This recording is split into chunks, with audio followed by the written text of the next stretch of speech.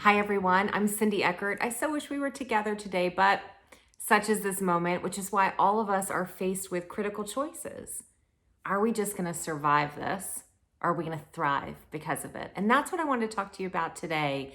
5 choices that I believe every business should be making in order to thrive. So I'm going to throw out some challenges. The first choice I think you've got to make, choose to own it. All in on everything that you do. Oh, I'm talking to an audience. You guys are a bunch of owners. You get this. You got to own the failures as much as you own the successes, right? That's an ownership mindset. But I think it's also a cultural philosophy. And I want to ask you, if you own these companies, have you given any piece of it away? For those people who wake up every morning, they tear the sheets off, they go to work for you, and because of their efforts, those efforts directly correlate to how successful you will be. Give them skin in the game. This has certainly held true for me in the companies that I have built. I believe it's been one of my critical success factors, and that is that I didn't have to sit alone as an owner. But I made sure that I was giving pieces of that away to the people I was depending on. And when I did that, it actually took a lot of the burden off of me because guess what? Now they were making decisions as owners too. They were thinking twice about whether or not I put that on my expense report. Should I go in a little earlier? Should I leave a little later? This is the thing. If you give people skin in the game, they make decisions differently. They make decisions as owners. And that is fundamental to the health of a company. And you can do this a variety of ways. You can do it through stock options. That's what I did. You can do it through phantom programs. You can do it through, company-based goals for which there is a bonus. But if you really do give people a piece of the value they create, they are so much more invested in doing so. Now, not all of you sitting here listening might own the company. You might work for one of these incredible companies. I have a challenge for you too. And that is, during COVID, we were thrown a major curveball. I know in my company, I know in the companies that I invest in, everyone's a little cash conservative right now, and for good reason. And so even though you're going to want to walk in for your annual performance review and you're going to want to ask for that raise, what if you shared incentive? What if you said, I know that I can deliver XYZ. And if I deliver XYZ, will you give me a cut of it? That's a win-win. That's a recipe for success right now. When everyone's feeling a little uncertain, if you'll bet on yourself, if you will declare the growth or the value that you can create, why wouldn't the person on the other side of the table say, I'll take you up on that offer? I do believe that ownership isn't literal. It's not just, yes, I am an owner, I started this company. It is a mindset. And it is a general philosophy culturally in terms of the businesses you're creating. So that's my first choice, and I would argue the most important one. Second, you got to choose to be bold. Fortune favors the bold. Let's be honest. Is there an alternative choice right now? It's a business imperative to be bold in your vision, to come out of a moment like this, and I will say, declare it. Declare it out loud and it will start to define you. Tell everybody. Tell the person in the elevator, tell your grocery clerk. My grocery clerk could use a break from this, but I do believe that there's a self-fulfilling prophecy of that. If you say it, if you declare your bold vision, it comes true and you stick to it. I have a very favorite business story, and I'm certain it became part of the folklore of Southwest Airlines. Anybody fly Southwest? I fly Southwest. And Inc. is going to surely fact check this for me, but there is a story that, when Herb Kelleher started that airline, what a bold vision. He was going into one of the most conservative industries where obviously the pillar was safety and really a conservatism. And he was going to create an airline that was fun. That was bold. That was a bold choice. Sure, there were other pieces, uniformity of fleet, etc., but fun was a real differentiator, giving permission to the people who worked for him to, tell jokes at the start of flights. So the story goes that in the very early days, early flight, a woman got on, never flown an airline like this before, that's for sure. And the flight attendant came on and said, in the case of a water landing, we'll be serving Mai Tais off the left wing. And that was not funny. She was very offended by this. And so, as an offended customer does, she wrote a letter into the company and she said, I don't think this is professional. Many people are nervous about flying. Safety should be the utmost concern. And how are you having your employees tell jokes? And you know how this goes. It goes in the organization. It goes all the way up to the desk of the CEO, Herb Kelleher. And he wrote her a letter back. On his letterhead, he wrote 3 words: we'll miss you. That is bold to write that letter back. But do you know what? He had that vision and he wasn't going to compromise, because what he knew is she was never going to be happy flying Southwest, but millions of other people would. Make bold choices, especially at this moment in time. Third choice, you got to choose to be quirky.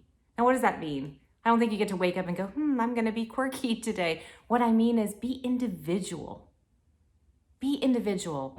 The highest performing organizations don't homogenize everyone. Yes, we need policies and procedures in companies for them to function, but we don't need to have only one voice at the table. We don't need that kind of uniformity of thought. In fact, being quirky is about standing out in a sea of sameness. Look around. Does it all look the same? Because the best companies have different backgrounds, different ethnicities, different genders. Everyone is sitting at the table because you can tackle problems so much differently. And it's just quirky is also, again, culturally, I think, about how do you as a company stand out in a sea of sameness? We're inundated every day. Message, message, message, message. Who stands out? It's really kind of Seth Godin's purple cow philosophy, right? And I'll share a story. Like, what does this mean in practice to be quirky? So for me, it's not only really getting a very eclectic team around a table to make decisions, but emboldening them to show up with all of their quirks and their quirky ideas, listening to them, and then listening to our customers and recognizing their quirks, creating that bond and understanding them. So crazy story, but when I first built my company Slate, my first business, I was in the medical field.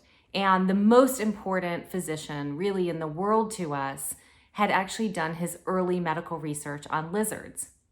So we knew that about him. We build rapport. And when he would order a product from the company, my head of shipping would just pop a plastic lizard in his box. No one ever said anything about it. We just knew that about him. We plopped it in the box. We were being quirky and recognizing his quirks. So can you imagine when I went to Harvard, and his office looks just like you would think. So I walk in, mahogany bookshelf, and guess what was on his second shelf? A full line, plastic lizards. I knew that choice was the right choice, to be quirky, to stand out in a sea of sameness. And that is, as a business, how you show up for your customers, and frankly, when you look around, how you've constructed your employee base. You've got to choose to be learning. Man, take that course that you have been talking about. Take that course. Push yourself to go do something different. Go and listen to a different set of ideas from a sector totally unlike yours. Go to that conference you've been putting off. By the way, you're all getting top notch on this one. You check this box. You are choosing to be learning because you're here today. And I think it's so fundamental. And by the way, challenge your employees to do this as well. Reward learning in your environments. Ask them to bring back practices from the businesses that they admire, businesses outside of your direct competitors, but in a landscape, they may do something different. They may be the favorite place they take their family every Sunday to the donut shop that has built the most admirable loyalty you've ever seen. Something they're doing, you can apply. When I had that first company and we had this opportunity for customer service, I don't know, you don't really think about the medical industry as being the best at customer service. And it's true. When I looked around at peer companies, there wasn't anyone I really wanted to go learn from. So instead, I took the whole company to Zappos. And we learned from the very best in shoes, in retail. And guess what? When we applied those lessons, they worked in pharma. So everything really is applicable. We went to the Pike Place Market at some point as a company and not just learned from the fishmongers, but walked all around and learned from these businesses that had been there for 50, 60 years. They're doing something right that can absolutely apply. And I think learning is about constant open-mindedness. I think that the most successful people I know who have built some of the most successful companies in the world, they learned their ABCs a little bit differently. They learned to always be curious. Curiosity is a major success factor, and as a business, you've got to instill that in your whole employee base to always be one step ahead in terms of innovating. The final choice, I think, is you got to choose to be appreciative. You've got to be customer obsessed in terms of delivering the best experience for them, something that absolutely delights them, so appreciative of the opportunity that they've bought from you, that they are your customers, that you get to design the way in which you interact. You've got to marvel at that. Even on the worst days, and we have all had some bad days lately, you still kind of got to sit back and think, how awesome is this that I get to build it in my own style? And you know what? Be employee obsessed too. And that goes back to my first choice of this ownership culture. Be appreciative of the people who put in all of the hours that will make all the difference in your ultimate success. I think this is a life philosophy. If you show up with an attitude of gratitude by all of the data that I cite, you will have a better work environment, you will have loyal employees, you will have loyal customers, and boy, you spend most of your time building this. Shouldn't you appreciate the opportunity, just like I so appreciate the opportunity to be with all of you today? Thank you.